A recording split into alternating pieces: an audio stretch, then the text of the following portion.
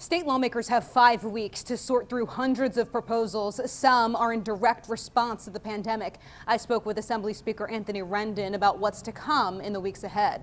These next 5 weeks, we're going to focus on getting as many of these bills, these good bills, done as possible. The legislature's long list of bills to debate include those aiming to address police brutality, unemployment, and housing. Rendon laid out some of the legislature's priorities. We need to do something to stem the tide of evictions. Our reaction to COVID isn't complete yet. We need to make sure that we have all the services in place, all the PPEs in place, making sure that our public health care system is working the way it ought to as well. But then there's just a series of other bills. We had significant things to do as a legislature before COVID in areas like education, climate change, the environment. With the building now disinfected and mandatory temperature checks at the entrance, the legislature's return to the Capitol comes after a second coronavirus-related shutdown of the building. Several staff members and 2 lawmakers caught the virus just before summer recess. A lot of members, myself included, got into the bad habit of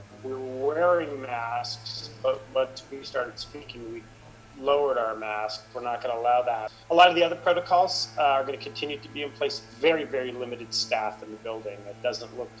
Capitol doesn't look the way it normally does. With limited time to meet before the end of session August 31st, but no timetable on the end of the pandemic, Rendon is not ruling out a special legislative session. We've had conversations in our House, both as individual members have come to me and as a caucus. Obviously, we know we have huge problems to address. Rendon noted it's ultimately up to Governor Gavin Newsom to decide whether to call them back for a special session. Lawmakers are expected to make that request soon. Reporting in Sacramento, Ashley Zavala, 17 News.